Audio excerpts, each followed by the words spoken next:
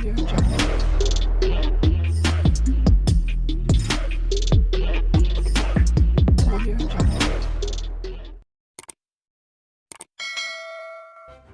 kasih karena memilih channel ini. Sebelum kita mulakan video ini, sila pertimbangkan untuk menekan butang like, share, dan subscribe, dan aktifkan butang lonceng Anda agar Anda sentiasa mendapat info-info percuma pada setiap hari dari channel kami. Dan tinggalkan komen Anda karena komen Anda amatlah dihargai. Terima kasih. Datuk Seri Najib Razak mendakwa bahagian tambahan atau titah adendum dalam pengampunan diraja oleh Yang di-Pertuan Agong ke-16 Al-Sultan Abdullah Riayatuddin Al-Mustafa Billah Shah membenarkannya untuk menghabiskan baki hukuman penjara 6 tahun dengan tahanan di rumah. Najib membuat dakwaan itu apabila memfailkan permohonan bagi mendapatkan kebenaran semakan kehakiman titah adendum atau tambahan titah Al-Sultan Abdullah Riayatuddin Al-Mustafa Billah Shah di Mahkamah Tinggi di sini pada 1 April lalu menerusi firma guaman Tetuan Syafi & Co. Beliau menamakan Menteri Dalam Negeri, Komisioner Jeneral Penjara, Peguam Negara, Lembaga Pengampunan Wilayah Persekutuan Kuala Lumpur, Labuan dan Putrajaya, Menteri di Jabatan Perdana Menteri JPM, Undang-Undang dan Reformasi Institusi, Ketua Pengarah Bahagian Hal Ehwal Undang-Undang di JPM dan Kerajaan Malaysia sebagai responden pertama hingga ke-7.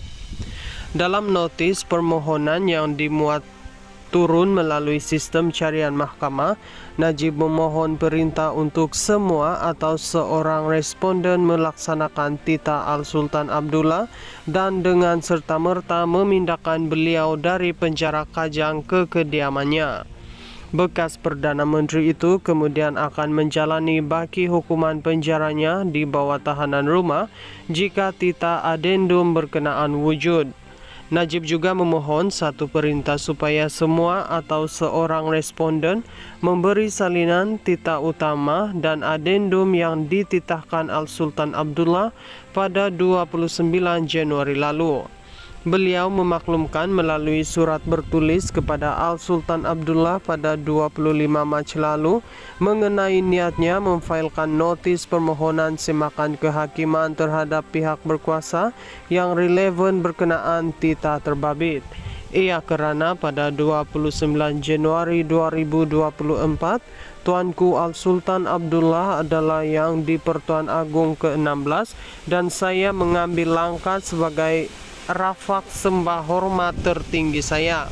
Pada tarikh sama 25 Mac 2024, saya turut memaklumkan perkara sama kepada Yang di-Pertuan Agong Sultan Ibrahim sebagai rafak sembah hormat tertinggi saya, katanya menerusi afidavit permohonan berkenaan.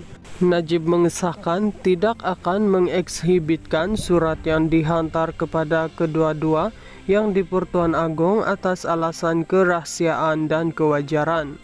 Katanya, permohonan semakan kehakiman itu bersifat bona fide atau berniat baik kerana beliau terjejas teruk selain menfailkan notis perakuan segera supaya permohonan itu didengar sebelum sambutan Aidilfitri yang dijangka pada 10 Mac ini.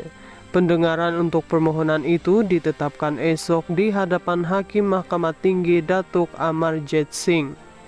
Pada 2 Februari lalu, media melaporkan Najib diberikan pengurangan 50% bagi hukuman penjara 12 tahun yang sedang dijalaninya sejak 2022, sekaligus menyaksikan bekas Perdana Menteri itu bakal dibebaskan pada 23 Ogos 2028. Selain tarik pembebasan awal itu, urus setia Lembaga Pengampunan Wilayah-Wilayah Persekutuan Kuala Lumpur, Labuan dan Putrajaya bahagian Hal Ehwal Undang-Undang, Jabatan Perdana Menteri turut mengumumkan denda perlu dibayar oleh Najib dikurangkan daripada RM210 juta kepada RM50 juta. Namun sekiranya denda itu tidak dibayar, Tempo penjara bagi Najib akan ditambah setahun dengan tarik pembebasan beliau dijadwalkan pada 23 Agustus 2029. Pada 28 Julai 2020, Hakim Datuk Muhammad Nazlan Muhammad Ghazali mendapati Najib bersalah atas 7 pertuduhan pecah amanah, menyalahgunakan kedudukan dan penggubahan wang haram, dana Rm42 juta milik SRC International Sendirian Berhad.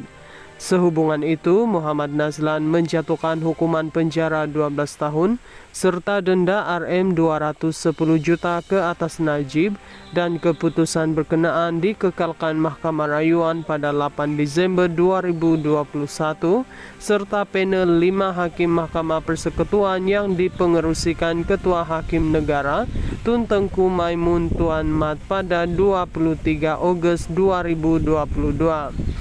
Sebelum ini, Datuk Seri Anwar Ibrahim dilaporkan berkata lembaga pengampunan sudah membuat keputusan berhubung permohonan Najib untuk mendapatkan pengampunan selepas disabitkan kesalahan dan dihukum penjara 12 tahun pada 2022.